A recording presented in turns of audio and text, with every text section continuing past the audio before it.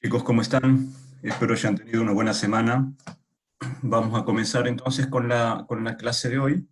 Vamos a esperar un minutito más porque todavía está ingresando gente. ¿Me escuchan bien, no? Sí, profe. Excelente, gracias. Gracias, Diego. Eh, ya, están ingresando más todavía. Hoy nos espera un día entretenido, creo yo, porque ya estamos entrando a la parte más analítica de la asignatura. Así que va a estar entretenido hoy. Bien, ahora sí. Partamos entonces, la clase que les tengo preparada, como les dije, es un poquito, vamos entrando ya a lo que es más analítico. Hasta hoy y un poco de la próxima clase vamos a seguir alineados bastante con otro paralelo, porque el miércoles pasado me atrasé, al explicar el certamen perdí unos valiosos 45 minutos casi. Eh, entonces estoy un poquito desfasado con lo que les había comentado, que hoy iba a ser una clase mucho más analítica. Entonces vamos a seguir analizando algoritmos, costo computacional, complejidad computacional, etc. Y la próxima clase ya vamos a meternos más en lo que es la parte asintótica y donde hay mucho más cálculo para ver en lo que es análisis de complejidades, ¿sí? Vamos a comenzar entonces con la clase de hoy. Cualquier cosa, por favor, chicos, ya saben, me van interrumpiendo. La clase, como siempre, la he dejado cargada en el aula el día antes, anoche. Y solamente para quedar claros, la primera parte es la misma porque pienso que no era más conveniente que ustedes siguieran el mismo hilo de razonamiento que había dejado la clase pasada, para darles una PPT diferente. Entonces van a encontrar que es la misma, al menos la primera parte, la misma PPT, y la segunda parte es la actualización con el contenido que vamos a ver hoy. Bien, en la clase pasada nosotros habíamos comenzado a ver lo que era el algoritmo de insertion sort, que era un algoritmo de búsqueda bastante eficiente, por cierto. Hay muchos algoritmos de búsqueda, recuérdenlo. Por ejemplo, tenemos el bubble sort y otros tantos, que los voy a dejar como ejercicios para que ustedes los analicen. Pero este de insertion sort, perdón, es uno de los más usados. En la clase pasada nosotros ya habíamos empezado a dirimir un poco lo que era la complejidad computacional y que estaba bien asociada a lo que era el tiempo de procesamiento. Y en particular tengamos en cuenta que el tiempo de procesamiento depende de la arquitectura del procesador que estemos utilizando. Para todos fines, en lo que es análisis de este ramo, hemos considerado que el procesador ejecuta una sola instrucción a la vez y ejecuta las instrucciones de manera secuencial, por lo tanto no nos permite las implementaciones concurrentes en paralelo o multihilo. Básicamente hablamos de un procesador con un solo core, no un multicore. Además, habíamos quedado también que la complejidad computacional era una función del tamaño de la entrada. Y eso tiene sentido, o sea, a mayor cantidad de datos en la entrada, mayor costo computacional vamos a tener para poder terminar de procesar con nuestro algoritmo. Y nosotros habíamos hablado también de que nos interesaba en particular medir el tiempo de ejecución, ¿sí?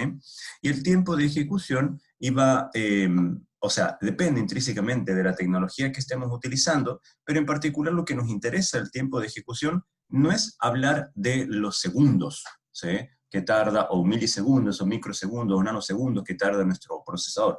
Lo que nos interesa, chicos, del tiempo de procesamiento es tener un modelo que represente ese tiempo de procesamiento en función de la entrada que tiene que manejar nuestro algoritmo. Recuerden también que la complejidad o el costo computacional de un algoritmo lo podíamos ver también desde el punto de vista espacial, que es la cantidad de memoria que vamos a necesitar para la ejecución del algoritmo, descontando, por supuesto, la memoria que ya estamos utilizando para almacenar la entrada.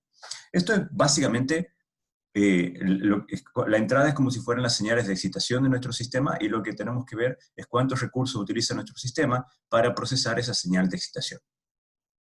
Habíamos dicho también como hipótesis que los comentarios no los íbamos a tomar dentro de lo que era el análisis de la complejidad, porque los comentarios simplemente son directivas para nosotros, no es para el compilador y no es para el procesador. El comentario es básicamente una instrucción, ¿sí?, que tiene que ser obviada por el procesador, y el filtro lo pone el compilador. Bien, dicho eso, recordemos lo que tenemos acá. Voy a cambiar de color para que se vea rojo. Van entrando más chicos, por suerte. Lo que habíamos dicho en la clase, lo que habíamos visto en la clase pasada era de nuestro... Aquí estoy, ya. Habíamos comenzado a ver nuestro algoritmo, lo vamos a repasar brevemente. Nosotros tenemos aquí, esta es nuestra entrada, en este caso es un arreglo de n elementos. Por supuesto lo estamos haciendo más simple, estamos trabajando acá con números enteros, podría ser realmente cualquier cosa, chicos. Y acá tenemos un bucle while, ¿sí? Dentro de un bucle for. Y nosotros ya habíamos visto de que un bucle dentro de otro bucle, dentro de otro bucle, es bien probable que tengamos un costo computacional cuadrático, que lo habíamos visto en la clase pasada, en este, perdonen que vuelva atrás, en este ejemplo en particular. Cuando tenemos un for dentro de un for, ya tenemos un costo computacional que es cuadrático, y hoy lo vamos a chequear de nuevo. Entonces lo que hace nuestro algoritmo directamente era setear un pivot acá, que es nuestra clave, y luego hacemos el recorrido hasta, hacemos el recorrido dentro de lo que restaba de nuestra secuencia de números, y hacíamos un swap. Esto básicamente lo que hace es un swap. En este caso lográbamos un ordenamiento del menor al mayor, ¿sí? Pero también nosotros podríamos hacer lo mismo, haciendo un ordenamiento del mayor al menor, que lo dejo como ejercicio. Básicamente, chicos, es solamente cambiar esto. Pero bueno, lo dejo como ejercicio. Este es el algoritmo de insertion sort, que es el que habíamos visto en la clase pasada. Así también en la clase pasada habíamos empezado a analizar el costo computacional línea por línea. Esta es una metodología, chicos, que ayuda bastante cuando nosotros tenemos que analizar la complejidad de nuestro algoritmo. Cuando hablamos de complejidad, estamos diciendo básicamente una función del tiempo. Nada más que aquí el tiempo, ojo, esto quiero que quede súper claro, no lo estamos midiendo ni en segundos, ni en milisegundos, ni microsegundos, nanosegundos, nada, no. Lo que estamos midiendo es el número básicamente de iteraciones, ¿sí? Así, por ejemplo, para la ejecución de esta primera línea del pseudocódigo, aquí vamos a quedarnos siempre en pseudocódigo y es muy difícil que volvamos a C. Por supuesto, todo lo que ustedes ven en pseudocódigo luego lo tienen que llevar a C utilizando alguna de las estructuras que ya estudiamos hasta ahora. La primera línea del pseudocódigo es simplemente el encabezado del bucle for. El encabezado, chicos, contempla una condición, al menos en C recuerden que tenemos la condición entre paréntesis, ¿sí? Esa condición es revisada por nuestro programa n veces, pero recuerden que el cuerpo del bucle for se ejecuta n-1 veces. Esto significa, chicos, por ejemplo acá, si A tiene longitud n y vamos a hacer un j de 2 a la n, significa que vamos a visitar el for, ojo, la línea de código 1, la vamos a visitar n veces, mientras que lo que es la ejecución, lo que está dentro del bucle for, lo vamos a ejecutar n-1 veces. Esto es porque a la enésima vez el bucle for, es falso. Bien. Entonces, por eso tenemos que requiere n tiempos. Estos son n iteraciones, básicamente. Y le ponemos un costo. Este costo, chicos, está asociado al tiempo, justamente. ¿Cuánto tarda mi procesador en ejecutar esta línea de código? Tiene un costo asociado de C1 a Cn, a cualquier ACM, digamos. Todas estas constantes son positivas. Luego tenemos la línea de código 2, que es la asignación del valor del arreglo a nuestro pivot o nuestra clave, y tiene un tiene un costo C2, ¿sí? Y se itera n-1 veces. Significa que yo n-1 veces voy a ejecutar esa segunda línea de código. Finalmente, la tercera línea de código es por eso yo le doy acá, no le doy yo, bueno, el costo es 0. Y luego la línea de código 4, que es simplemente una asignación, esto es el uso de la ALU para hacer una operación, tiene un costo de n-1, aquí tenemos un costo C4 y n-1 iteraciones, que es las veces que invoco a la línea de código 4. Luego aparece la línea de código 5, donde tenemos el encabezado de bucle while. Al mismo que el for, en este caso, el encabezado del bucle while lo voy a ejecutar lo voy a invocar una vez más a la que lo ejecuto. Si lo ejecuto m veces, entonces lo voy a invocar m+1. Eso va a suceder siempre con todos los bucles.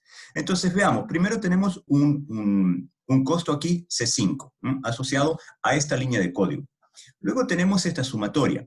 Fíjense, TJ acá, lo que representa TJ acá es el costo, ojo, de la ejecución del bucle while cuando estamos evaluando el j-ésimo valor de nuestro arreglo. Entonces, si estamos evaluando, por ejemplo, si j es igual a 2, que es el primero que vamos a ver, entonces, ¿cuánto es el costo del bucle while mientras j es igual a 2 y nosotros estamos ejecutando hasta que el bucle while es falso? Luego vamos a ver lo mismo para j igual a 3 y así sucesivamente. Entonces, STJ no es otra cosa que la suma total de tiempos de ejecución del bucle while para cada uno de los valores de mi clave, ¿sí? Con eso, chicos, nosotros ya tendremos que empezar a pensar, fíjense, si bien este es el modelo matemático, luego tenemos que empezar a encontrar las cotas. Vamos al C6. El C6 corresponde al costo de la línea 6 de código, es simplemente una asignación que tenemos acá, ¿sí? Pero fíjense que esta asignación sucede, se tiene que ejecutar, si el bucle while se ejecuta, como lo tengo acá, ya vamos a ver por qué es n, se ejecuta n veces, entonces esta asignación de acá abajo lo voy a ejecutar una vez menos. Y es por eso que el TJ acá yo le resto 1. Significa que si j es igual a 2, yo voy a ejecutar una vez menos la línea 6, mientras j es igual a 2. Si j es igual a 3, voy a ejecutar una vez menos, es decir, 2 veces la línea 6, y así sucesivamente. TJ, chicos, es un número entero. Por favor, no pierdan de vista eso. El número de iteraciones, básicamente, de que ejecutamos el bucle while. Lo mismo sucede para la línea 7, donde tenemos de nuevo una operatoria por LALU, y la línea 8, que no depende del while, que depende del for, le asignamos el mismo costo que tiene C2, que tiene C4. Ahora, ¿cuánto es el costo total de nuestro algoritmo? Es la suma de todos los costos parciales, como yo tengo puesto acá en la expresión de abajo. C1 por n, más C2 por n más 1, más C4 por n menos 1, y así sucesivamente con todos. Aquí tengo con todas las sumatorias. Fíjense que las sumatorias las dejo de j igual a 2 a n, y aquí es donde yo aplico la quita del costo de la complejidad. ¿Por qué? Porque, como les dije en la clase pasada, yo podría haber hecho de j igual a 2 hasta n menos 1. Si total se ejecuta n menos 1 veces. Y aquí habré puesto tj. Lo que pasa es que al hacer todo hasta n, me queda simple para operar con todos los argumentos de las sumatorias. Con eso, que ese es el costo, de hecho, cada vez que ustedes vean acá, nosotros estamos hablando del costo temporal o de la complejidad temporal que tiene nuestro algoritmo. Toda vez que utilice la expresión t de n, me refiero al costo temporal o complejidad temporal que tiene nuestro algoritmo. Ahora lo que nos interesa a nosotros es tratar de encontrar lo que se llaman los comportamientos asintóticos, porque una expresión de esta naturaleza, que si bien es una combinación lineal, lo podemos empezar a desmembrar tanto como queramos, lo que sucede con esto es que nosotros necesitamos conocer C1, C2, C4, C5, lo tenemos que medir, y esto lo tenemos que medir en nuestros procesadores, en nuestro sistema operativo, con nuestros recursos, etc. Y dos computadores diferentes van a dar constantes acá que van a ser diferentes. Entonces, ¿cómo nosotros podemos generalizar la evaluación del costo computacional o de la complejidad computacional de este algoritmo? Para eso utilizamos lo que se llaman como los comportamientos asintóticos de las funciones, ¿sí? Por eso les digo que en la clase próxima vamos a dedicarnos bien a lo que es la parte analítica de los costos computacionales, que es bien rica en cálculo. A mí particularmente me gusta mucho. Tal vez por mi background más teórico. Entonces, de la función anterior, fíjense, la función anterior tenemos que encontrar dos cosas, el mejor caso y el peor caso. El mejor caso de nuestro algoritmo de ordenamiento es cuando la entrada A ya está ordenada. Entonces no tenemos que ejecutar el algoritmo. Y si el algoritmo ya está ordenado, significa que esta parte, que es el swap, no la vamos a ejecutar, porque no hay nada realmente que mover. Todo el arreglo está totalmente ordenado. Entonces ahí nos ahorramos una buena cantidad de tiempo, pero esto no significa que los otros códigos desaparecen para nada. Este existe, este va a seguir existiendo, este va a seguir existiendo, este también. ¿Y qué pasa con C5 a C7? Al no suceder el swap, entonces van a tener unos costos constantes, y este va a seguir estando. Vamos a ver cómo nos queda. C5, fíjense, va a quedar con un costo n-1, C8, bueno, de hecho desaparece, justamente, porque lo vamos a tener a C5, nada más que es la evaluación del while, y como siempre el while nos va a dar falso, no lo vamos a ejecutar. Y nos va a dar falso porque ya está ordenado. Entonces lo único que nosotros vamos a estar operando justamente en nuestro procesador es la verificación de la condición del while. Y lo vamos a hacer, no se olviden, esto lo vamos a tener que ejecutar una cierta cantidad de veces. Entonces, ¿qué es lo que nos queda acá? Cuando nosotros, debido a que no estamos viendo qué es lo que sucede dentro del while, no vamos a tener las sumatorias, el while siempre va a ser falso. Ojo, y nos queda n-1, porque simplemente al while lo vamos a tener que ejecutar las n-1 veces que nos está llamando el for. ¿Sí? No tenemos que hacer el bucle, y por eso el while no va a ser ejecutado n veces, sino simplemente n-1 veces. Luego de ello, nos queda la sumatoria así como tenemos, y fíjense acá, y aquí viene lo del comportamiento asintótico. Hemos buscado lo que es el mejor caso. El mejor caso, chicos, nos da una cota inferior, ¿sí?, de costo computacional. Tenemos las diferentes constantes, de C1 a C8 por acá, de C2 también a C8 por acá. Fíjense que nos queda una función lineal en n. Cuando n tiende a infinito, nosotros podemos descartar, en principio, todas estas constantes y quedarnos solamente con la dependencia de la función en n. ¿Sí? Entonces ahí vamos a decir, por ejemplo, que t de n va a ser igual, y esto lo vamos a ver a continuación, omega de n. Y esto nos habla de que existe un mejor caso que tiene un costo computacional omega de n. Significa que cualquier otro caso de nuestro algoritmo, con la misma cantidad de entradas n, va a tener una complejidad computacional que es igual o superior a esta que está acá. Esta nos provee entonces la cota mínima, es decir, la función mínima de complejidad computacional. Para el peor caso, que es al final de cuentas lo que más nos interesa, porque cuando tenemos que evaluar algo, tenemos que evaluarlo con el máximo error que este sistema podría tener. Cuando queremos evaluar el peor caso, fíjense, el peor caso sucede cuando el bucle while tiene que ejecutar, a ver, si nosotros tenemos, por ejemplo, A es igual a, podría ser 5, 4, 3, 2, 1, 0. Lo tenemos puesto en orden descendente, y nuestro algoritmo lo tiene que ordenar en orden ascendente. Entonces, nuestro peor caso es cuando tenemos todos los elementos dado vuelta. ¿Y por qué le llamamos el peor caso? Porque fíjense, por cada vez que nosotros llamemos al while, la ejecución del while, este que tenemos acá, va a implicar el recorrido de todo nuestro arreglo. Porque el elemento, fíjense, el elemento que queremos ordenar va a estar en el último lugar, entonces va a ir recorriendo lugar por lugar hasta que nosotros podamos ubicarlo en esta primera parte. Lo mismo el siguiente lo vamos a tener que hacer recorrer lugar por lugar hasta que lo podamos ubicar. El 3, bueno, en este caso no va a quedar así. El 4 va a tener que moverse también. Entonces vamos a tener, el peor caso es cuando los elementos todos tienen que desplazarse, y mucho, por todo el arreglo. Entonces para eso, fíjense, acá se asume que el peor caso es cuando TJ es igual a J. ¿Y eso qué significa? Si yo estoy en la iteración número, aquí tenemos J, si J es igual a 2, significa que el while lo voy a ejecutar 2 veces. Es el peor caso, definitivamente. Porque el mejor caso sería que no lo ejecute porque esté ordenado. Y luego, si J es igual a 3, al while lo voy a ejecutar 3 veces, y así sucesivamente. Esto tiene bastante sentido, de hecho.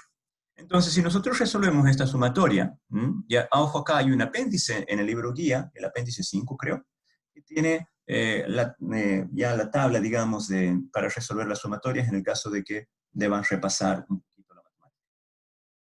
De todas maneras, hasta acá están simples. La sumatoria j igual a 2 hasta n de j, hemos reemplazado este por el que tenía, que era t sub j. El peor caso es cuando vale j, de hecho. Nos queda de esta manera.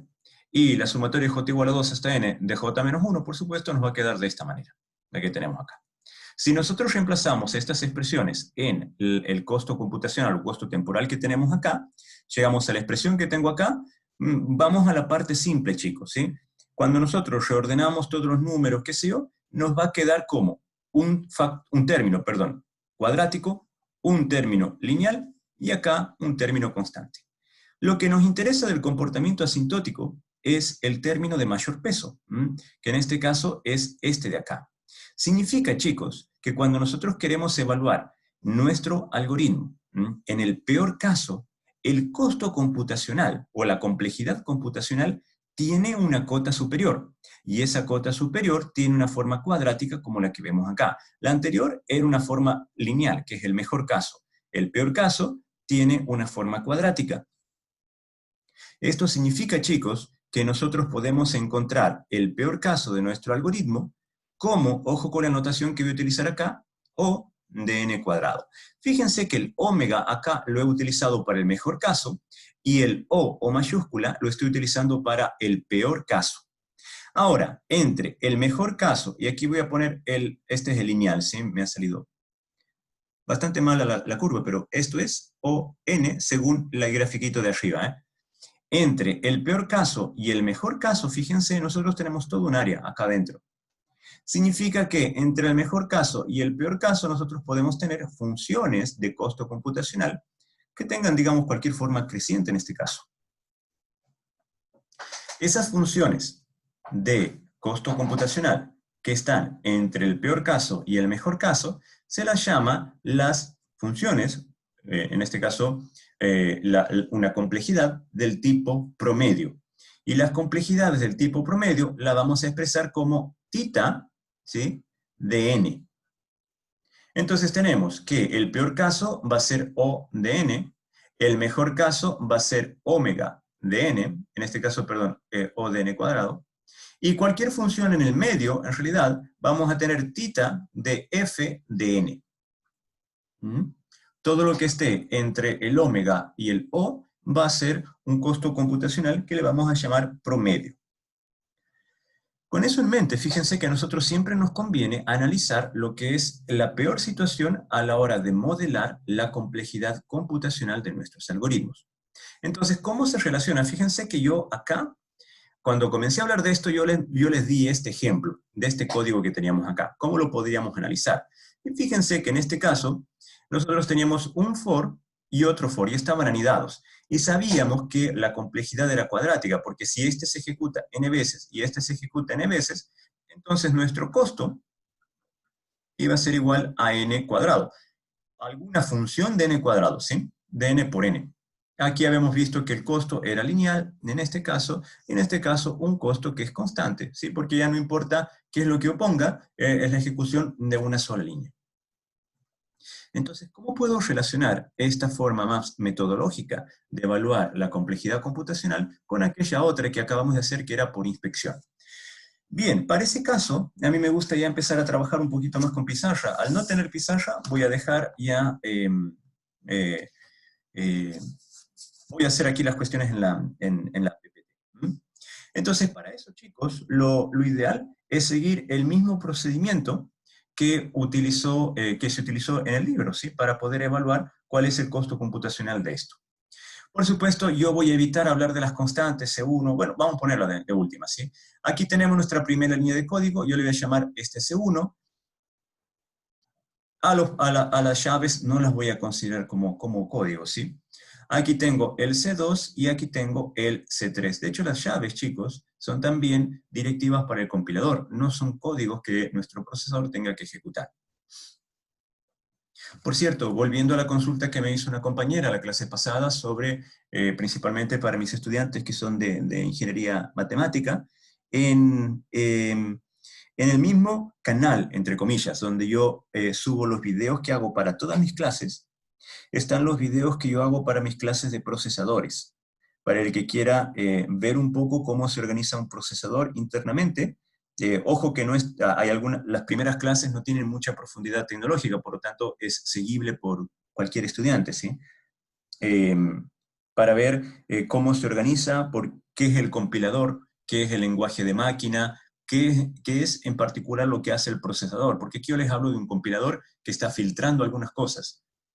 Todo eso está explicado en esas clases. Entonces, solamente tienen que buscar, lo voy a anotar acá, como Elo 311, en el mismo canal donde yo subo todos los videos de mis clases, de esta y en general todos los videos de todas mis clases, de robótica, de posgrado, etcétera, todo está ahí.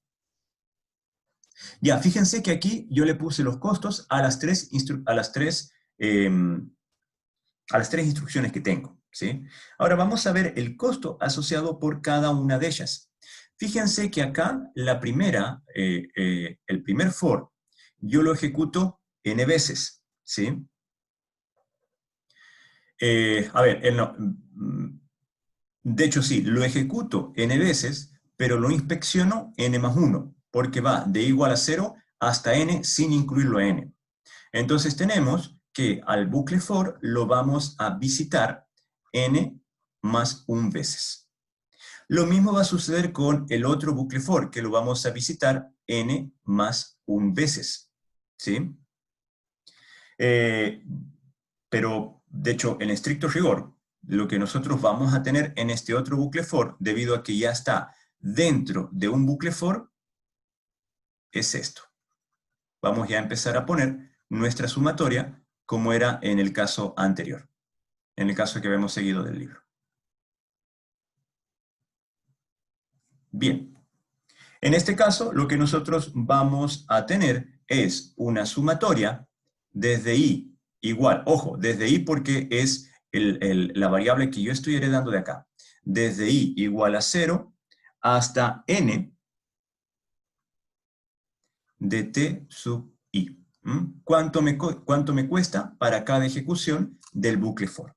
Y en el caso de abajo, la última, yo voy a tener la sumatoria desde i igual a 0 hasta n de t sub i menos 1. No se olviden que lo voy a ejecutar una vez menos.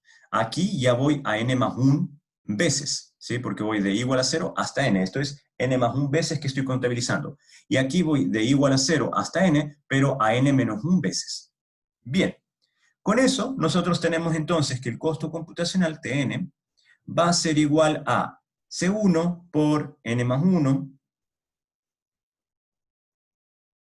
De hecho es n.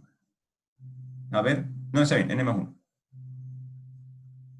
Más C2 por la sumatoria de i igual a 0 hasta n de t sub i, más C3 por la sumatoria de 0 hasta n de t sub i menos 1. Fíjense lo que tenemos ahí, chicos, es bastante interesante. Vamos ahora nosotros a pensar en lo que es el peor caso. No voy a ir al mejor caso, no tiene sentido. El mejor caso es que nosotros no visitemos el segundo bucle for, pero acá es imposible. Tenemos sí o sí que visitar el segundo bucle for. En el peor caso, chicos, es cuando t sub i no es otra cosa que igual a i. En ese caso, cuando es igual a i, fíjense que a nosotros nos queda de que estamos en presencia de, claro, el peor caso es cuando nosotros para cada i, fíjense, tenemos que ejecutar nuestro for n veces. Entonces, si para cada i nosotros tenemos que ejecutar nuestro for n veces, lo que vamos a tener en esta expresión, que la voy a escribir aquí al costadito, esto es la sumatoria de i igual a 0 hasta n de ti, va a ser igual a, si por cada i yo tengo que ejecutar ese bucle for, voy a tener entonces que esto es n, porque cada ti va a valer n, por n más 1. Y ahí yo tengo la parte cuadrática que estoy buscando. Y en el caso, este otro que está acá, yo voy a tener algo similar, donde lo que voy a tener es simplemente, esto es la sumatoria de i igual a 0 hasta n de t sub i, para el peor caso, va a ser n más 1, que es la cantidad de veces que ejecuto la sumatoria, por n menos 1. ¿Mm? Entonces voy a tener que t de n va a ser igual a C1 por n más 1 más C2 por n más 1 más C3 por n más 1 por n menos 1. Ahora, si nosotros empezamos a resolver esta expresión, nos va a quedar que Tn va a tener un término que va a ser cuadrático, le voy a poner alfa, porque no sé cuál va a ser la constante, por n cuadrado, más beta por n, más o menos, no sé cómo me irá a salir, de hecho me sale un más. O sea, la expresión va a tener un menos adentro en el término, pero más una expresión que es constante que le voy a llamar gamma. Lo que me interesa es el término de mayor peso, que es este que está acá, en el comportamiento asintótico. Este va a absorber a lo que pase con el término lineal y lo que pase con el término constante. Por lo tanto, Tn es igual a O, porque es el peor caso, de n cuadrado. Entonces, fíjense que nosotros podemos, entonces, utilizar esta metodología para análisis de casi cualquier tipo de algoritmo que tenemos de la parte derecha. Y digo para análisis de casi cualquier tipo de algoritmo porque, en realidad, lo que a nosotros nos interesa es poder analizar nuestras estructuras. Y nuestras estructuras nosotros hemos utilizado, bueno, por un lado, por supuesto, memoria dinámica, y por otro lado hemos utilizado recursión. Hoy no podríamos, de hecho, de trabajar con nuestras estructuras si no trabajáramos con recursión. Entonces, para eso es lo que vamos a ver a continuación. Lo primero es que yo quiero que dejemos cerrado algunas definiciones acá de lo que hace a la notación asintótica. Para eso tenemos que tener presente de que nosotros previamente tenemos una función, ¿sí? Que es una función del tiempo de ejecución que le vamos a llamar Tn. Entonces, si conocemos la función asociada al tiempo de ejecución, yo quiero encontrar los peores casos, o sea, los casos límites. Esto es, cuál es el costo o complejidad para el peor caso, y que yo le voy a llamar con la notación Big O, que le llaman en la bibliografía. Luego vamos a tener el caso promedio, ¿sí? El que está entre los límites, y lo vamos a utilizar con la notación omega. Y luego vamos a tener el peor caso, perdón, el mejor caso, y lo vamos a encontrar con la notación tita. ¿Mm? Ahora, perdonen, a la inversa. Esto se me fue. Vamos a borrar para que quede bien para cuando vean de nuevo la PPT. Ahí.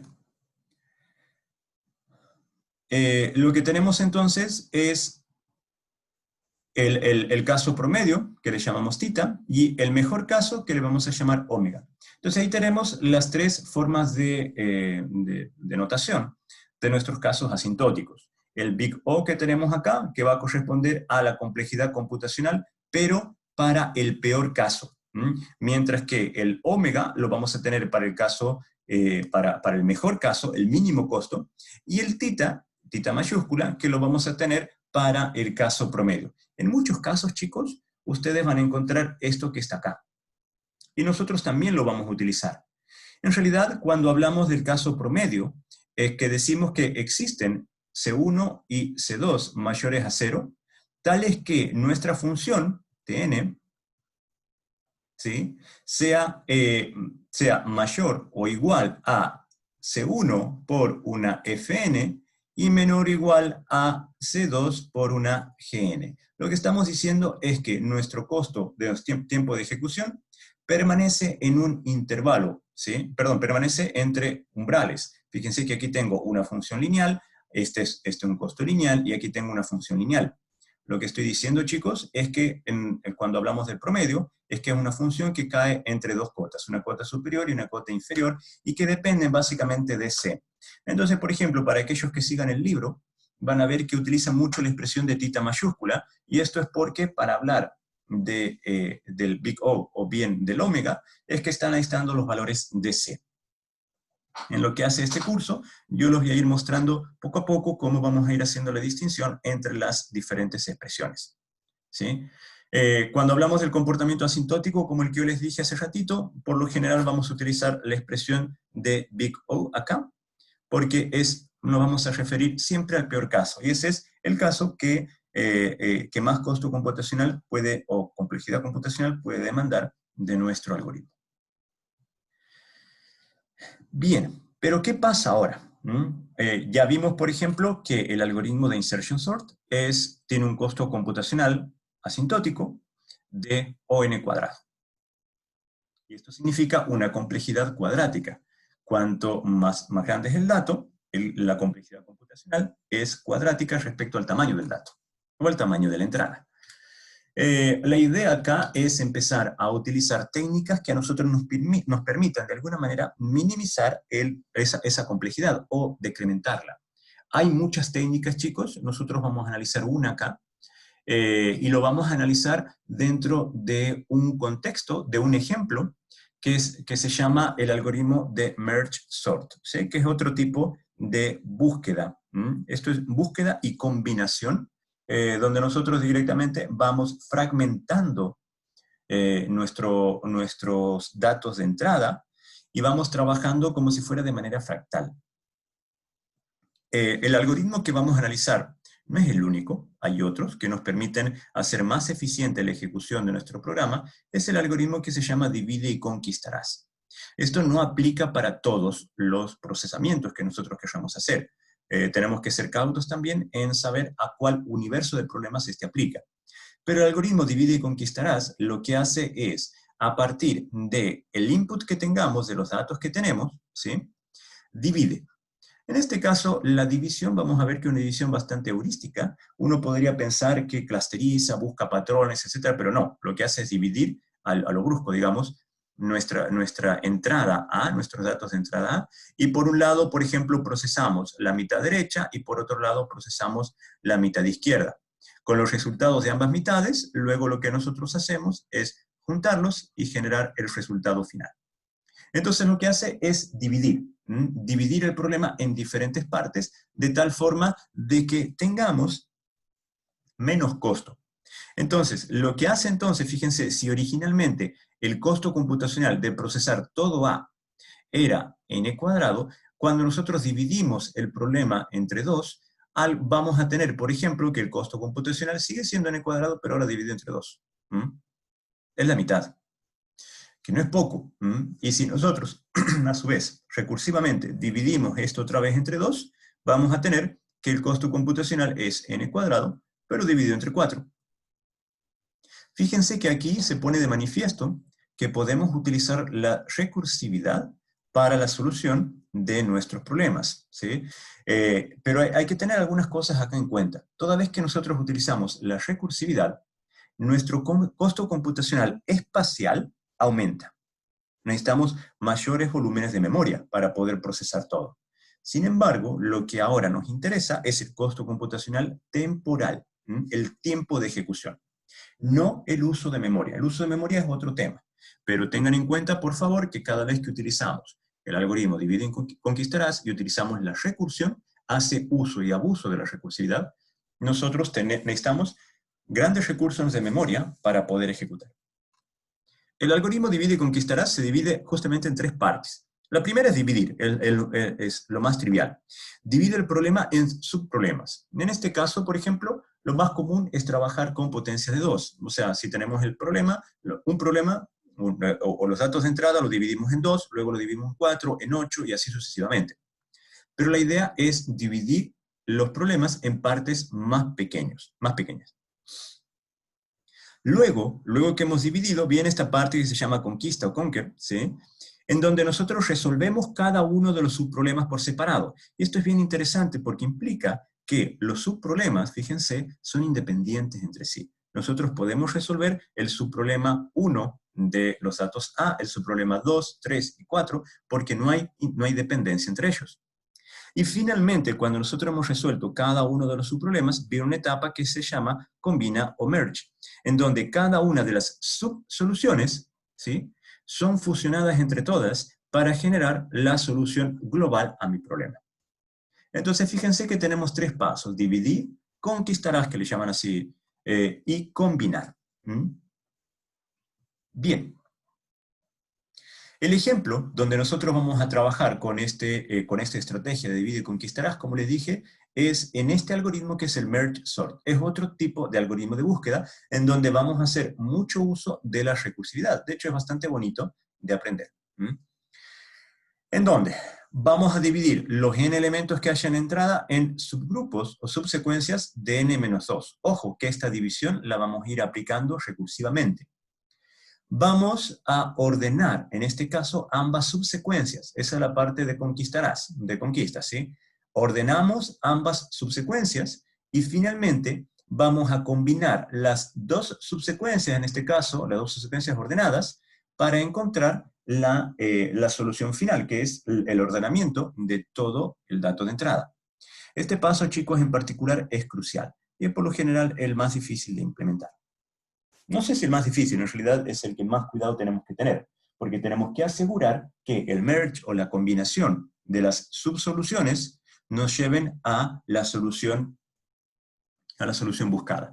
Y en este caso, no sé si me va a tocar darlo en este ramo o no, pero hay un criterio que se llama y se aplica muy bien al este algoritmo de divide y conquistarás, que es el teorema de Bellman, perdón. Que se los dejo para el que lo quiera ver. Ojalá me toque a mí más adelante y me dé el tiempo para hablarle de todas estas cosas. Pero bueno, el teorema de Bellman aplica muy bien a justificar por qué el algoritmo divide y conquistarás encuentra una solución, o porque es efectivo, de hecho. El teorema de Bellman se utiliza mucho en industrias, que tiene que ver con la optimización de los subprocedimientos para lograr la optimización del procedimiento global. Bien, vamos a ver en qué consiste este algoritmo. Ojo, ahora vamos a estar, si bien estamos trabajando con divide y conquistarás, lo vamos a aplicar al algoritmo de Merge Sort. Entonces, para poder aplicar al algoritmo de Merge Sort, lo que primero vamos a hacer es cómo nosotros podemos combinar. En este caso, vamos a ver cómo nosotros podemos generar, aquí lo que tenemos es el algoritmo de merge, y esto es cómo nosotros podemos combinar los datos que estamos recibiendo. Fíjense que la idea, por supuesto, es trabajar con algo que es recursivo, así que vamos a ver este algoritmo en particular y luego vamos a desarrollar el algoritmo de merge sort a partir de la recursividad que nos da este procedimiento que tenemos acá. Fíjense, en este algoritmo nosotros estamos poniendo 4 parámetros. Por supuesto, la entrada A, que son los datos, puede ser un arreglo de datos, como lo que estamos tomando acá.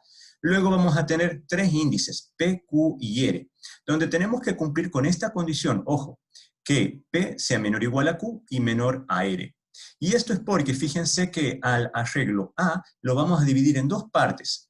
Una parte que va a tener n sub 1 datos y otra parte que va a tener n sub 2 datos. Fíjense que vamos a generar L y vamos a generar R. En donde L y R van a contener, en este caso, hasta n sub 1 datos y n sub 2 datos. Entonces, significa, chicos, que nosotros estamos por partir el arreglo A. ¿Cómo lo vamos a partir? Porque ya que lo estamos partiendo, también lo vamos a ir ordenando. El L y el R, que es, de hecho, la parte left y la parte right de A, si esto es A, aquí vamos a tener L y aquí vamos a tener R. ¿Sí? Entonces, acá nosotros vamos a tener de 0 a n sub 1 más 1, ya vamos a ver por qué, y el R va a ir también desde 0 a n sub 2 más 1. No, perdonen, de hecho aquí estamos trabajando con pseudocódigo, entonces este va desde 1, no va desde 0. Eso es, mil disculpas. Va de 1 hasta n sub 1 más 1 y de 1 hasta n sub 2 más 1. Entonces ya tenemos los dos arreglos. Esto significa, chicos, que lo estamos inicializando de alguna manera, en esta instancia acá, o poniendo todo en nulo, o poniendo todo en 0. Ahora sí comenzamos. Dice, para i igual a 1 hasta n menos 1, inicializamos el arreglo L, y para i igual a 1 hasta n sub 2, inicializamos el arreglo R. Y en el último elemento, a ambos arreglos le ponemos un valor extremadamente grande. Esto es infinito, significa que estamos poniendo un valor que escapa al máximo valor que nos puede presentar A. De hecho, esa es en algunos libros le llaman como centinelas, que son valores en realidad que nos permiten a nosotros, son tipo flag que ponemos en nuestro código. Ese valor infinito obviamente no es un número, pero significa que es un número tan grande que no está contemplado en el dominio de A. Bien. Y luego tenemos la inicialización, fíjense, de dos índices, el I y el J. Hasta acá nosotros tenemos el arreglo R y el arreglo L, cada uno con las mitades, las mitades respectivas de nuestro arreglo de entrada A. Fíjense que aquí el algoritmo, yo le estoy dando los valores de P, Q y R, porque en realidad yo me estoy quedando con algunas porciones de A. No es necesario que yo me quede con toda la parte izquierda de A o toda la parte derecha de A. No, me estoy quedando nada más con alguna parte que es izquierda y otra parte que es derecha. Que ya vamos a ver en el ejemplo.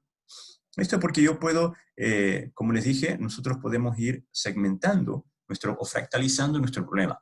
Ya lo vamos a ver por qué.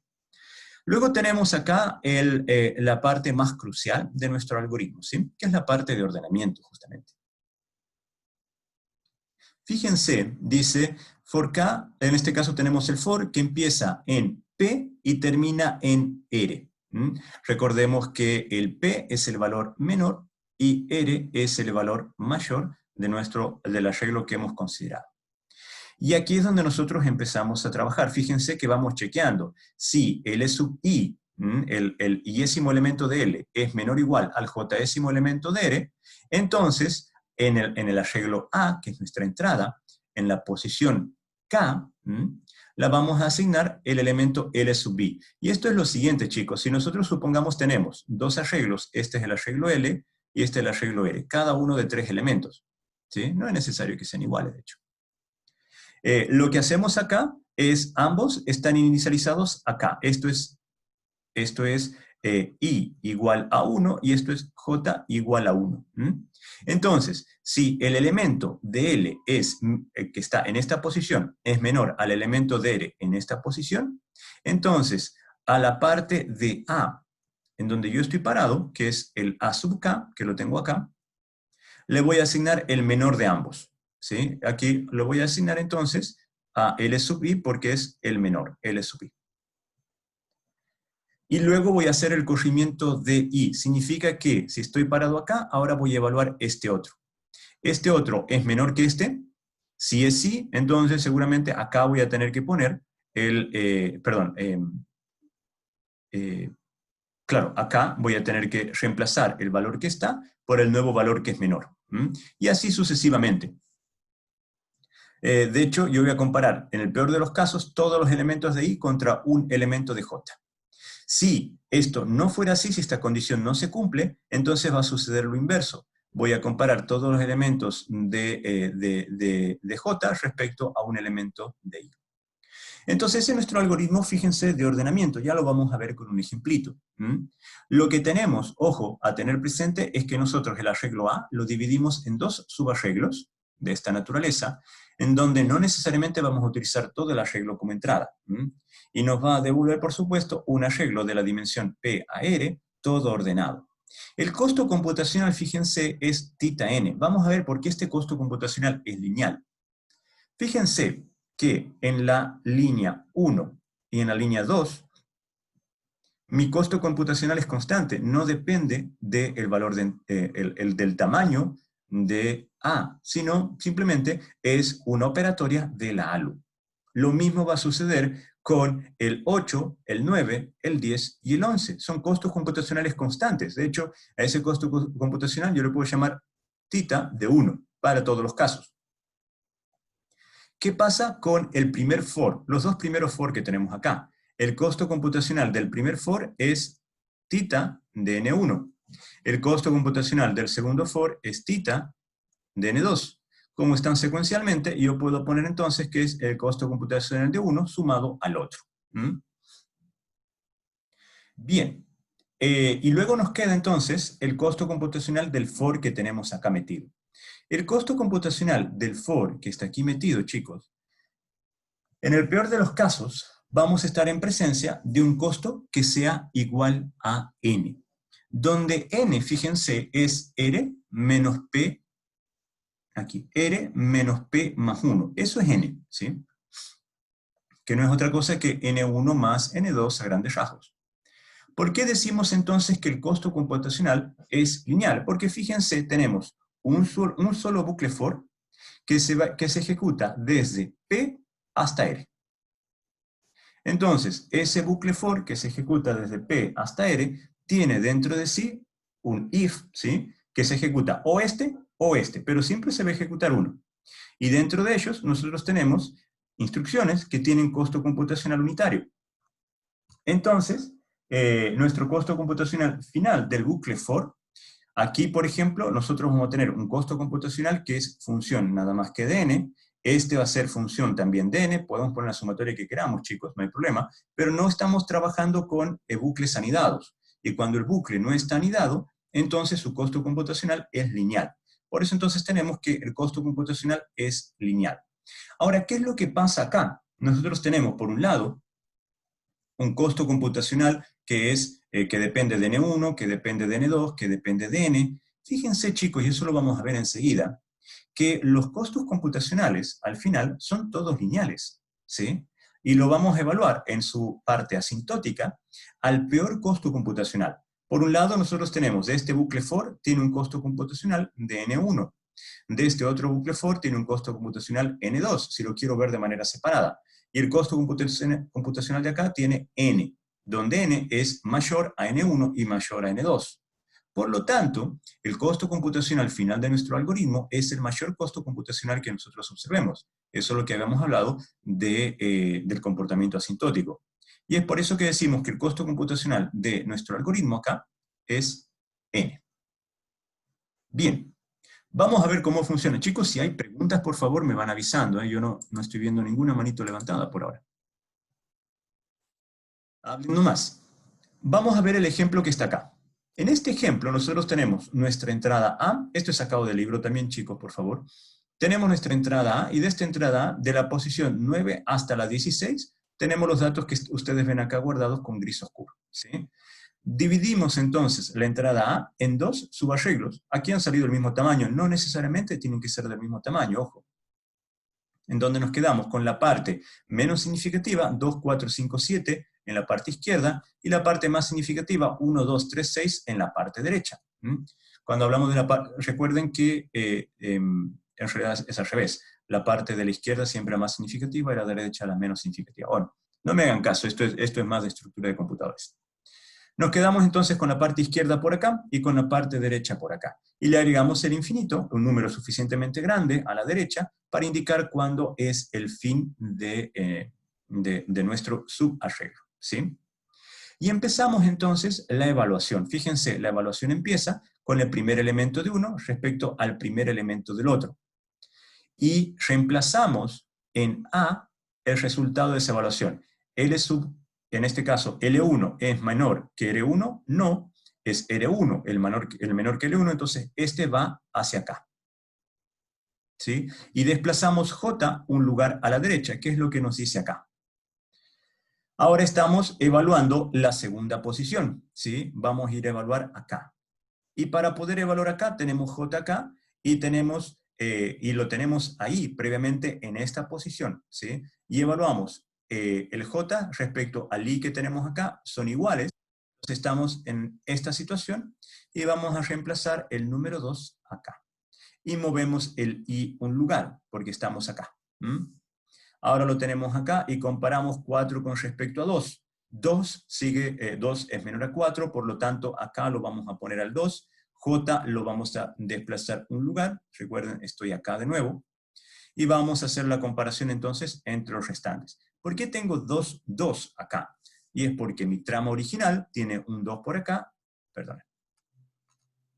Tiene un 2 por ahí y tiene otro 2 por acá. Entonces, ambos términos iguales a 2 van. Nuestro algoritmo ordena de manera ascendente, pero no necesariamente todos los elementos tienen que ser diferentes.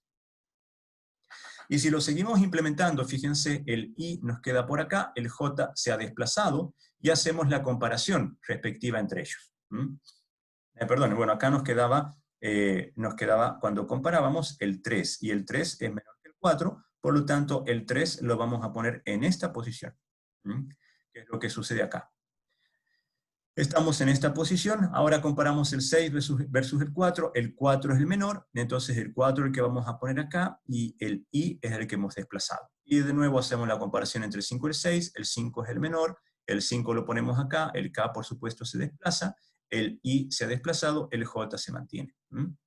Y así sucesivamente, hasta que nosotros terminamos y quedamos con nuestro subarreglo de manera ordenada. Fíjense que el algoritmo que hemos desarrollado acá es el merge, nada más. Ahora, ¿qué pasa con divide y conquistarás? Porque todo lo que hicimos, como les dije, es el merge. Y esto es unir. Tenemos un problema, un dato que es el A, lo partimos en dos partes, en su parte izquierda, en su parte derecha, comparamos entre ellos, ¿sí? Y el resultado nos devuelve todo un arreglo A ordenado. Y ahí hemos dividido y hemos combinado. Entonces, ¿cómo podemos nosotros hacer uso? Fíjense que este mismo algoritmo acá es divide y conquistarás. Hemos dividido, ¿sí? Y al final hemos combinado. Tiene toda la historia acá metida. Ahora, ¿cómo podemos implementar este simple algoritmo, divide y conquistarás, para que nosotros podamos implementar el algoritmo de merge sort? Y lo queremos hacer de manera recursiva. Para eso, fíjense, vamos a suponer lo siguiente. Tenemos, de nuevo, nuestro dato de entrada, que es el A, tenemos el P y el R, que es la parte del algoritmo donde nosotros queremos trabajar. Lo importante acá es que tenemos que llegar a un costo, a una complejidad lo más baja posible. En este caso, en el de abajo, fíjense, L y R, L nos queda de dimensión N1 y R nos queda de dimensión N2. ¿Qué pasaría si yo aplico recursivamente todo esto hasta que N1 sea igual a 1 y N2 sea igual a 1, perdón? Nos queda entonces que hemos dividido a todo el arreglo A en sus elementos, en 0, 1, 2, 3, cada uno ocupando una celda o una posición diferente. Entonces, hemos dividido al algoritmo, a los datos, de tal manera que estamos trabajando todos los datos de manera independiente. ¿Qué es lo que sucede acá? Fíjense, esta es la idea de trabajar con recursividad, al menos utilizando la estrategia divide y conquistarás, en este algoritmo de merge sort. Fíjense, tenemos la secuencia, es la misma que nosotros veníamos trabajando acá, perdonen, es esta que está acá, que es el 2, 4, 5, 7, 1, 2, 3, 6, es esta secuencia que está acá, ¿sí? La idea es aplicar recursividad de tal manera que al final nuestra entrada haya sido fragmentada a tal punto de que cada uno de sus elementos es unitario. ¿Qué es lo que sucede acá? Entonces, fíjense, al tener todos los elementos unitarios, en este caso, como es divide y conquistarás, y estamos dividiendo entre dos, claramente vamos a hacer la comparación entre dos elementos, ¿sí?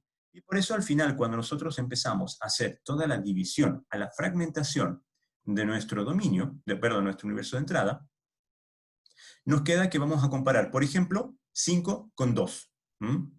Y vamos a unir y vamos a ordenar. Cuando ordenamos nos queda 2, 5. Es decir, aquí ya utilizamos el algoritmo de merge. Nada más que nuestra entrada tiene nada más que dos elementos. Luego hacemos con el 4 y 7, lo ordenamos. El 1 y el 3 ordenamos, el 2 y el 6 ordenamos. Fíjense que acabamos ya de aplicar el merge una vez. Nos quedan entonces los subproblemas con dos elementos cada uno. Entonces, hacemos un merge entre ambos subproblemas y nos va a quedar una solución con 4 elementos, en este ejemplo al menos. Ya ordenado para la parte izquierda y ya ordenado para la parte derecha. Y ahora lo mismo, cuando nosotros queremos resolver este problema con las dos subsoluciones de 4 elementos, nos va a quedar, aplicando el algoritmo de merge, nos va a quedar ya resuelto de esta manera para los 8 elementos. Fíjense que hemos utilizado nuestro programa merge de manera recursiva y tal como está puesto acá. Fíjense, el merge sort nosotros pasamos nuestro arreglo A, P y R, que es la posición de inicio y de fin del arreglo, donde queremos chequear los datos. Si P es menor a R, que es la condición sine qua non para que esto funcione, entonces hacemos la división entre 2. Aquí está puesto este simbolito, chicos, que significa que nos quedamos con la parte entera. Si es potencia 2, no vamos a tener problema. Entonces, nos vamos con la parte izquierda, que está acá, y nos vamos con la parte derecha, que está acá. ¿Sí? Y luego hacemos el merge global entre 2. Fíjense que esto es recursivo. Entonces, este se llama a sí mismo y se ejecuta de nuevo. Primero se divide entre 2, luego también llamamos al L, lo vamos a llamar al R, y luego la combinación final. Y este a su vez se llama a sí mismo, y así, esto es recursivo. Entonces, fíjense que empezamos con una secuencia A, y luego le vamos a ir, de hecho, se forma una especie de árbol, y vamos a seguir viendo árboles, hasta que las hojas de nuestro árbol tienen un elemento que ya no cumple, fíjense, con esta condición, que ya no es divisible. Por lo tanto, hemos llegado a la unidad. Y si estamos con la unidad, de ahí en más, lo que resta es la ejecución de la recursividad, pero a la inversa, ir resolviendo, hasta obtener todo nuestro arreglo totalmente ordenado. Entonces, fíjense la belleza de trabajar con recursividad y también trabajar con este algoritmo de divide y conquistarás. Hemos dividido el problema en tantas partes de que al final hemos fragmentado nuestro problema al mínimo costo computacional. Ahora, por supuesto, ustedes me van a decir, bueno, el mínimo costo lo tengo acá, pero no lo voy a tener acá, no lo tengo acá y no lo tengo acá, que de hecho tienen razón, que lo vamos a analizar enseguida. Pero entonces, ¿cuál es la ventaja del algoritmo, en este caso, divide y conquistarás? Y utilizar, por supuesto, la recursividad. Bueno, la idea de trabajar con esto, a todas luces, es minimizar el costo computacional. Nosotros dijimos que el costo computacional de este algoritmo era este. Entonces, ¿acaso podemos tener un costo computacional menor? Esa es la idea, ver si nosotros podemos tener un costo computacional menor. Ahora, el costo computacional de este es este que está aquí. Perdón, el costo computacional de este algoritmo es este que está acá. ¿Cómo es el costo computacional entonces de este otro algoritmo? Aquí nosotros tenemos que tener cuidado porque cada función está haciendo un llamado a recursividad. Entonces no es suficiente con decir, bueno, este tiene tita n, este otro tiene tita n y así sucesivamente. No es lo mismo. Así que nosotros para poder resolver cómo evaluar los costos de las complejidades computacionales en la recursividad, vamos a tener que hacer uso de una herramienta analítica que se llama recurrencia. La recurrencia, chicos, nos va a permitir, hay diferentes teoremas y métodos que nos permiten trabajar con recurrencia. Cuando un algoritmo tiene recursividad, por supuesto, las recursividades siempre son llamadas a sí mismas, esto es casi tautológico, podemos escribir entonces la complejidad computacional o su tiempo de ejecución utilizando ecuaciones recurrentes. Esto ya nos está, por supuesto, nos está metiendo de alguna manera a lo que son las ecuaciones diferenciales. Pero claro, esto es más cercano a ecuaciones en diferencia de alguna manera. Estamos entonces en presencia de ecuaciones recurrentes. Para el caso de divide y conquistarás. Divide y conquistarás, no estoy hablando del merge sort, ¿sí? Tenemos un tiempo de ejecución tn para el problema. El tamaño de la entrada es n. Si n es suficientemente chico, ojo, entonces, respecto a una constante dada, entonces el costo computacional va a ser igual a 1. Esto sucede cuando nosotros hemos dividido tanto el problema que hemos llegado a un elemento unitario. En ese caso, en ese elemento unitario, el costo computacional es 1 para ese elemento. Para este otro elemento, por supuesto, hay otro costo computacional, aquí hay otro costo, y aquí hay otro costo. Pero para esta hoja, a las hojas, digamos, la idea es que todas las hojas de este arbolito que hemos generado tengan un costo computacional igual a 1. Bien, cuando nosotros dividimos, utilizamos la estrategia divide y conquistarás, dividimos el problema en A subproblemas. Cada uno de tamaño 1 sobre B. Vamos a ver de qué se trata. Cuando trabajamos con el merge sort, que es el típico, digamos, simplemente dividimos la entrada en la mitad, ¿sí? Así que no estamos hablando yo les dije que había diferencias entre la división izquierda de la división derecha. En el merge sort directamente dividimos por la mitad. Entonces, el costo de nuestro problema, de su problema, va a ser nt de n sobre b. Y debido a que lo hemos dividido en a partes, va a ser a de t de n sobre b. Si además tardamos dn en dividir el problema en subproblemas y cn, ¿sí?, en combinar todas las soluciones, lo que tenemos es este caso. Fíjense, nuestro costo computacional o nuestro costo de tiempo de ejecución, cuando hemos dividido en tantos elementos que al final nos queda un solo elemento, perdón, para resolver, estamos en presencia de un costo computacional constante e igual a 1, que es este que tenemos acá, cuando n es lo suficientemente chico comparado a una constante. Luego tenemos, para cualquier otro caso, que el costo computacional es esto correspondiente al costo computacional de todos los subproblemas, esto correspondiente a la división, porque tenemos que dividir en diferentes partes, y esto correspondiente a la combinación. Vamos a ver cómo aplica esto al caso del algoritmo de divide y conquistarás en el merge sort, que es nuestro caso de estudio. Primero, cuando dividimos el array en dos subarrays, que es el caso que tenemos acá, de n, fíjense, lo podemos considerar como si fuera simplemente un costo computacional igual a 1, porque es la operatoria esta que tenemos acá, que es constante, y es el uso del ALU. En la parte de conquista, que son las líneas 2 y 3, ¿sí?, dividimos recursivamente el problema. El problema nosotros los dividimos en subproblemas de tamaño n sobre 2. Por eso vamos a quedar que la división es en dos partes, cada una de ellas con n sobre 2. Por eso vemos que estamos en esta situación. ¿Sí? Por último, cuando nosotros tenemos que combinar, que es esta de acá, cuando debemos combinar, el costo computacional es θ n, que nosotros ya lo vimos acá, de hecho, cuando lo estábamos analizando. El costo computacional de merge es θ n. Entonces nos queda que cuando n es igual a 1, el costo computacional es 1. Para cualquier otro caso, el costo computacional es este que tenemos acá. Fíjense que el costo computacional de la división, que esté aquí, yo no lo he incluido acá. No he puesto el θ de 1, porque es despreciable. Θ de 1 es despreciable comparado a θ n, lo absorbe totalmente. Entonces, lo que necesitamos ahora, fíjense que aquí estamos en presencia de lo que se conoce como una ecuación en recurrencia. Tenemos tn acá y tenemos tn acá. ¿Cómo lo podemos resolver a esta ecuación en recurrencia? Para eso podemos hacer uso de diferentes técnicas que nosotros vamos a ir viendo acá en el ramo.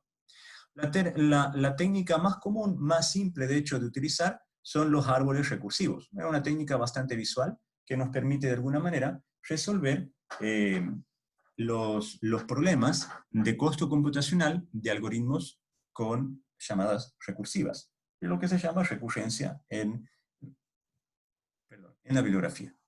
Entonces tenemos nosotros nuestro algoritmo merge sort, que tiene este costo computacional. Chicos, ¿me van siguiendo? No estoy escuchando ninguna pregunta.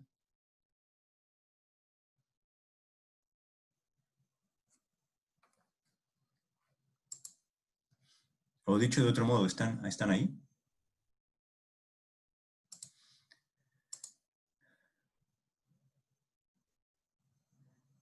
Ya. Gracias, Marcelo. Chicos, por favor, me interrumpen en cualquier momento para hacerme preguntas, ¿sí? Yo me entusiasmo y me largo a hablar. Gracias, Francisco, Mauricio. Yo me largo a hablar, ¿eh? Así que por favor me interrumpen. Aparte, estos temas son de los que más me gustan, así que...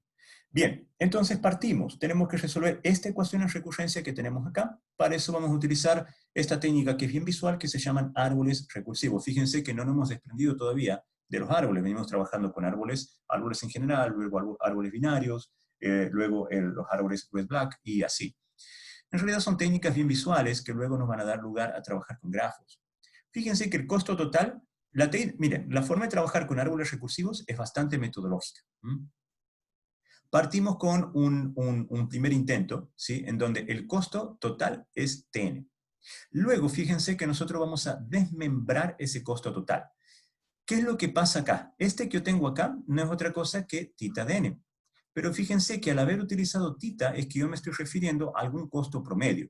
Entonces, ese costo promedio se representa por c, que es una constante, multiplicado por n, donde estoy despreciando el término independiente. Entonces me quedaría solamente c por n. Fíjense, chicos, que el costo total o sea, el costo lo he desmembrado en dos partes, donde yo tengo Cn por acá, y luego tengo T de n sobre 2, que corresponde a la parte izquierda de mi división, y T de n sobre 2, que corresponde a la parte derecha. El costo total de mi implementación se lee de abajo hacia arriba y sumando. Entonces yo voy a tener que es 2T de n sobre 2 más Cn. Ese es mi costo que corresponde a lo que acabamos de hacer acá. Ahora, fíjense que como nosotros estamos trabajando con el algoritmo Divide y Conquistarás, si nosotros extendemos este Tn sobre 2, esta expresión que tenemos acá, utilizando la recurrencia esta, vamos a tener que T de n sobre 2 va a ser igual a, bueno, C para cualquier otro caso, y vamos a tener acá 2T de n sobre 4, más un C de n sobre 2. Para cada uno de los subárboles. Entonces, fíjense que ahora reemplazamos este nodo, otrora T de n sobre 2, por C de n sobre 2, que es el que tenemos acá. Y a cada uno de sus subárboles lo vamos a reemplazar por T de n sobre 4, tanto para la parte izquierda como para la parte derecha. ¿Me van siguiendo? Fíjense que al final nos queda que el costo acá es Cn. El costo de este nivel sigue siendo Cn, y el costo de este nivel nos va a tener que dar Cn también. Y nosotros seguimos entonces descomponiendo nuestro árbol verticalmente. Entonces vamos a tener, en este caso, si nosotros suponemos, sin pérdida de generalidad, que n es potencia de 2, y lo digo sin pérdida de generalidad, para que el árbol que construyamos sea un árbol que esté balanceado y completo. Vamos a llegar hasta el último instante de nuestra división en que la hoja, el único valor que tiene es C. Aquí lo interesante de ver, chicos, es que todos los niveles valen C por n. Y eso es porque, si ustedes se fijan, tenemos acá este término, que es el primero. A ver, cuando nosotros ejecutamos el algoritmo de merge sort, la parte de merge es la que vale C por n. Esto es el tita n. ¿Sí? Entonces, si nosotros nos fijamos en cada uno de los niveles, nosotros tenemos que hacer un merge. ¿Sí? Cada uno de estos niveles significa un merge de todo lo que viene abajo. Y el merge total tiene que valer Cn, porque eso es lo que vale nuestro algoritmo de merge. Entonces, ¿qué es lo que pasa? Si nosotros trabajamos con potencia 2 sin pérdida de generalidad, entonces nuestro árbol que está acá, es muy parecido al árbol binario, por cierto, va a tener log más 1 niveles. ¿Sí? Y eso ya lo sabemos de árboles binarios. Ahora, si tiene log n más 1 niveles, y cada uno de esos niveles tiene un costo computacional de Cn, ¿sí? Fíjense qué es lo que pasa. El costo computacional total no va a ser otra cosa que C por n, ¿sí? Por log n más 1. Esto es la sumatoria de Cn en, bueno, aquí vamos de los niveles que tenga, no sé, del nivel inferior de las hojas hasta la raíz. Entonces, cuando nosotros hacemos esta suma, nos da igual a esto que tenemos acá. Es Cn por log de n más 1, que es la cantidad de niveles que tiene nuestro árbol. Y si queremos hablar directamente de lo que es el costo computacional asintótico, esto nos va a quedar de Cn log de n. No se olviden que este logaritmo, chicos, por cierto, es base 2. A menos que se diga lo contrario, siempre va a ser base 2. Más C por n. Si queremos ver el comportamiento asintótico, descartamos la parte menor, digamos, y nos quedamos con la parte más alta, que es esta que está acá. N por log de n. Por lo tanto, el tita n es igual a n log de n. Perdón, está mal escrito esto. Vamos a quedar que t de n es igual a tita de n log de n. Ese es nuestro comportamiento asintótico. Ojo, Este no es el comportamiento asintótico del algoritmo divide y conquistarás. El algoritmo divide y conquistarás tiene un costo computacional θn. Lo que nosotros hemos encontrado es el costo computacional del algoritmo de merge sort. Entonces, teníamos que el costo computacional de el primer algoritmo, que era el de insertion sort, era θ de n cuadrado. Ahora tenemos el de merge sort, tiene un costo computacional de θ de n log n. Claramente, chicos, este ocupa menos tiempo de ejecución. Este ocupa más tiempo de ejecución, pero este ocupa menos memoria y este ocupa más memoria, porque estamos trabajando con recursividad y definitivamente vamos a tener que trabajar, si implementamos bien nuestra estructura, con memoria dinámica. ¿Dudas? ¿Cómo hemos analizado los costos computacionales? Luego vamos a ver más de estos árboles de recurrencia. Vamos a ver el ejemplo de la búsqueda binaria. En la búsqueda binaria, chicos, lo que nosotros queremos... A ver, la búsqueda binaria es bien simple. Se nos da un arreglo, ¿sí? Y se nos da un número. Si ese número, por ejemplo, el 56 está en el arreglo, lo que tenemos que devolver es la posición donde el 56 se encuentra. Esa es la búsqueda binaria. Si nosotros directamente hacemos una búsqueda lineal, es decir, vamos buscando elemento por elemento de nuestro arreglo hasta dar con el correcto, el costo computacional de eso es θn, que es el peor caso, digamos, que nos estén dando el último elemento. Si es este, vamos a tener que el costo computacional es θ9. Es el peor caso que vamos a tener. Esa es la búsqueda lineal. Pero ahora fíjense que lo que queremos es implementar el algoritmo divide y conquistarás. Me faltó la S en rojo. Diego, contame. Profe, ¿debería ser Big O en vez de teta? ¿O Sí, no? gracias. De hecho, aquí no es 9, sino es 10. Sí, hay buena pregunta la que me hace el compañero. Yo tendría que utilizar el Big O.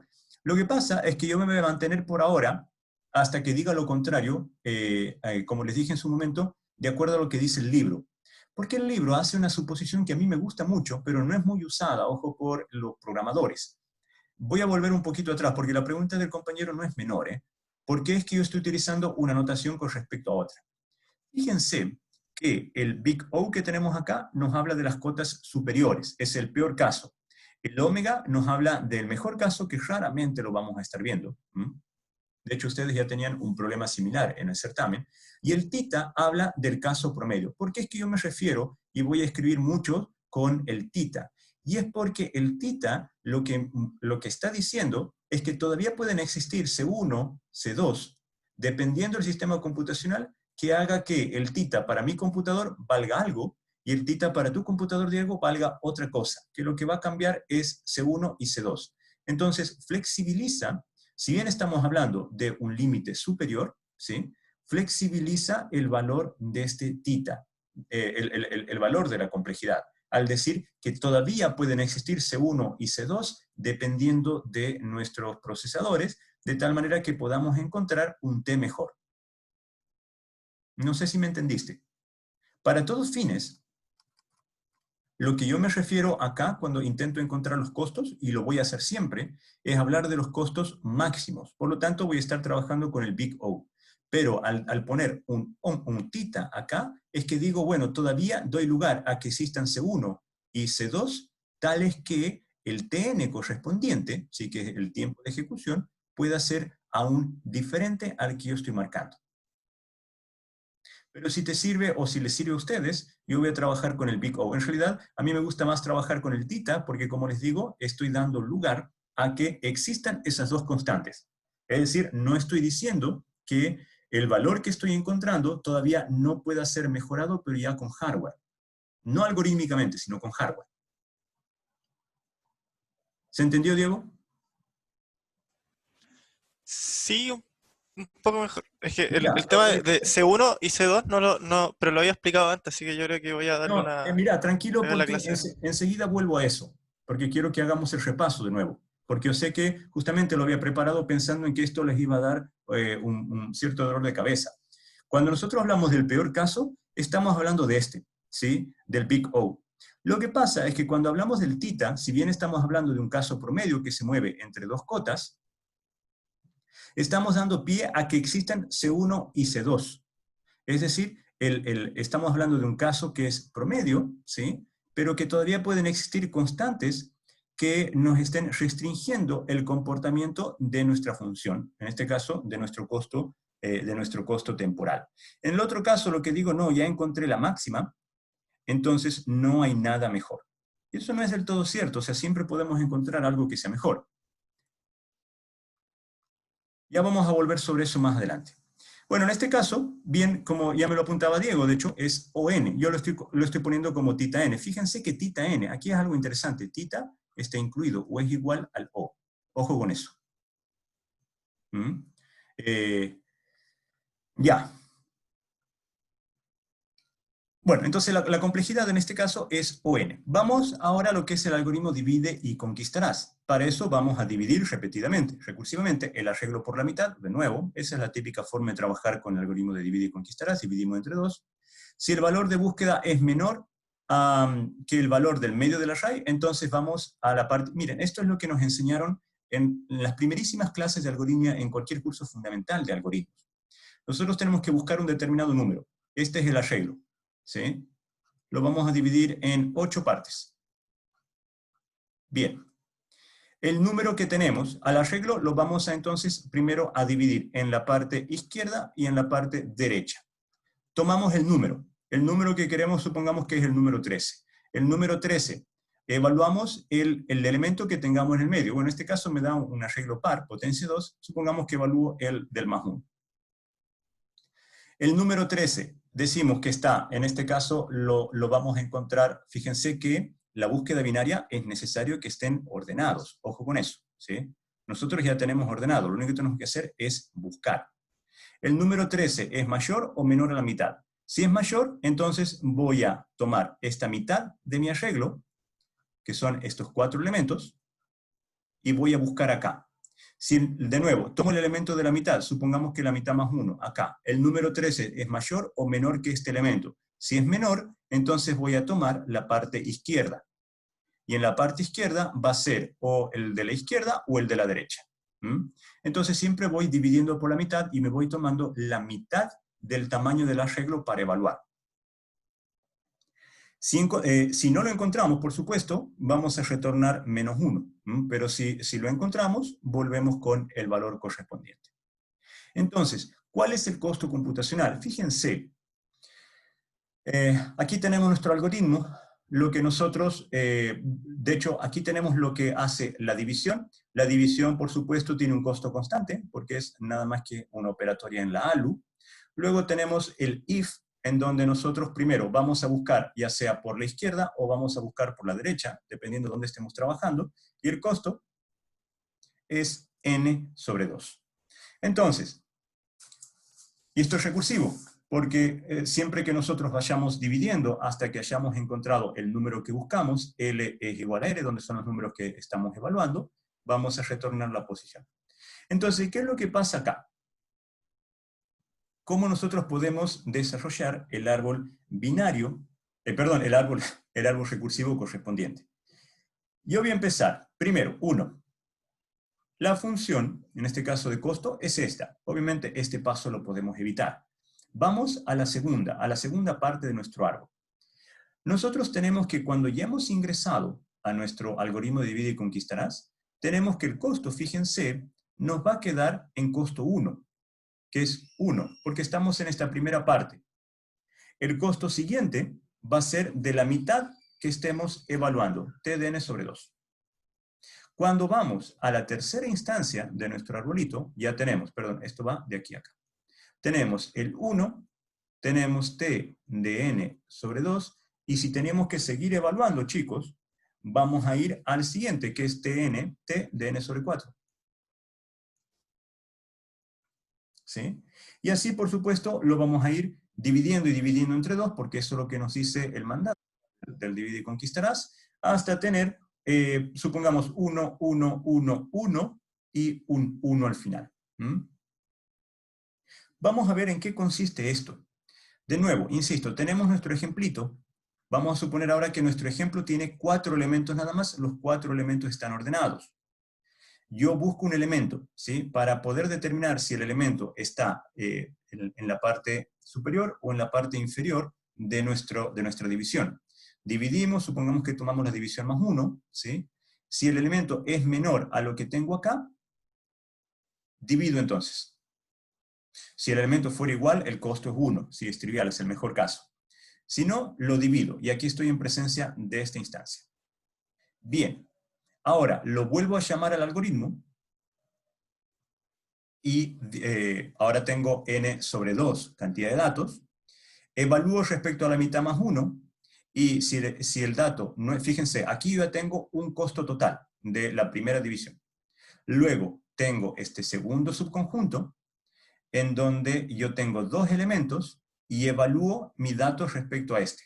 Si mi dato no es este, entonces mi dato es este otro. ¿Sí? Entonces ahí tengo el costo 2. El costo 1, perdón. Entonces fíjense que por cada instancia, por cada recursión, mi costo es igual a 1. Entonces, si yo tengo 4 elementos acá, la mayor cantidad de veces que voy a tener que aplicar la recursividad es 2. Si tengo 8 elementos, la mayor cantidad de veces que voy a tener que aplicar la recursividad es 3. Entonces, el costo, fíjense, computacional, al final, me queda como la sumatoria de todos estos unos. Y si mis datos, por ejemplo, si aquí tengo 8 elementos, y el costo es 3 al final, entonces mi costo es log de n. Luego, el costo de mi búsqueda binaria es O log de n. ¿Se entendió? ¿Quieren que lo hagamos con un ejemplito con números?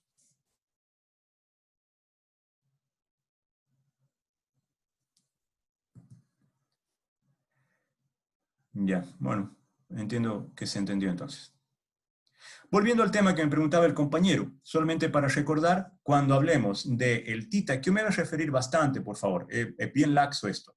Cuando hablamos del tita es porque suponemos que existen C1 y C2, tales que tita es mayor o igual a C1 por un t y menor o igual a C2 por el t.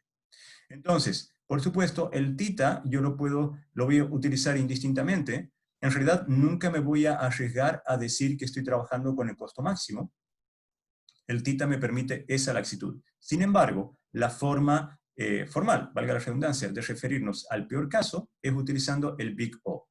Ya después de esto lo vamos a ir afinando un poco más a los detalles, ¿sí? Esto es la cota superior y todo costo va a ser inferior a este. Y el omega, que es el menos usado, es el del peor caso. Y esto es porque es el caso, digamos, menos representativo de la realidad de que nos puede tocar con nuestro algoritmo. Los dos casos más utilizados son el caso promedio y el peor caso. El mejor caso, no. Entonces, solamente para tener en cuenta, nos vamos a mover tanto por el tita como por el O. En la bibliografía libre, ustedes lo van a encontrar, o las que yo utilizo como referencia, van a ver el Big O. Sin embargo, en la bibliografía del curso lo van a ver mucho como el tita. Y es simplemente porque da lugar a la existencia de estas dos funciones, de estas dos constantes, perdonen, que va a depender del procesador que estemos utilizando. Y algunos ejemplos, y con esto yo termino ya la clase.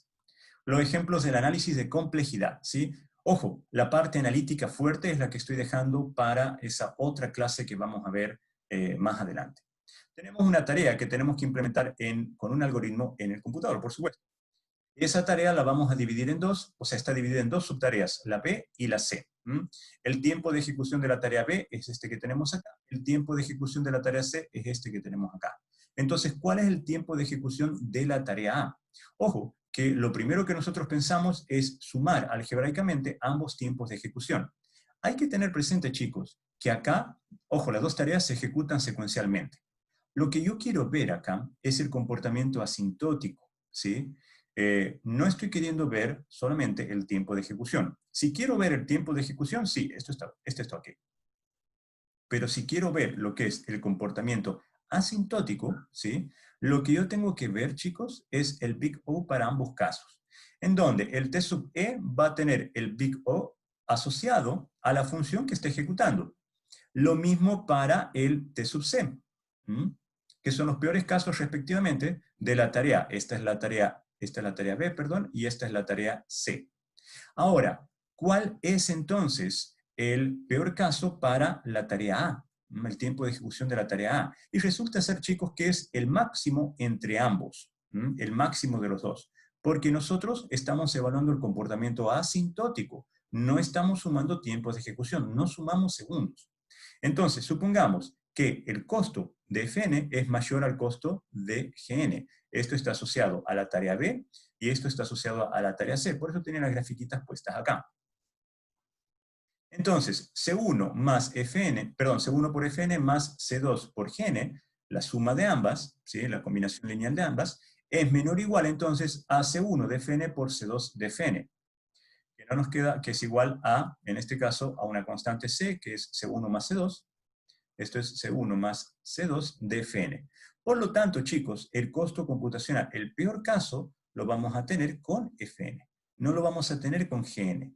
Ambas son funciones lineales, fíjense, ambas son funciones lineales en N. Entonces, el comportamiento asintótico nos va a dar el peor caso, que es la de Fn. O en este caso, la correspondiente a B, si vamos al caso.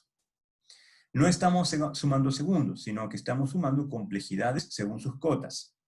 Ahora, tenemos luego una tarea A compuesta por la tarea A1 y la tarea A2, pero de manera recursiva.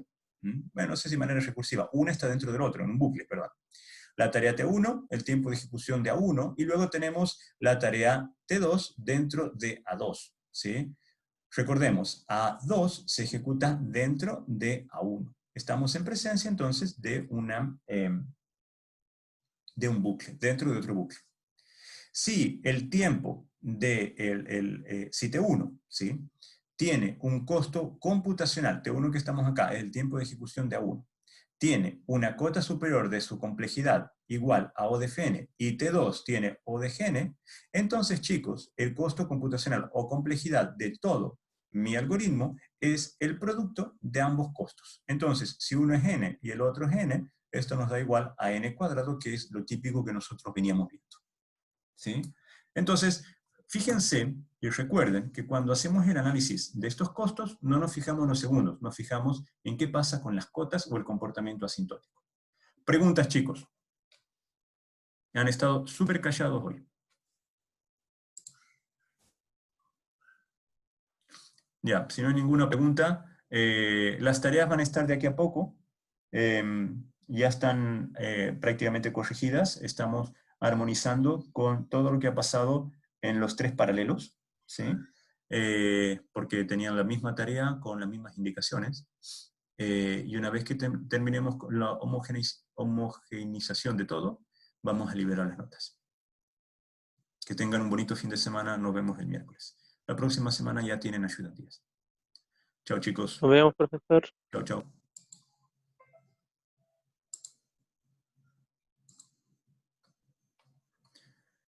Gracias, Marcelo. Cuídate.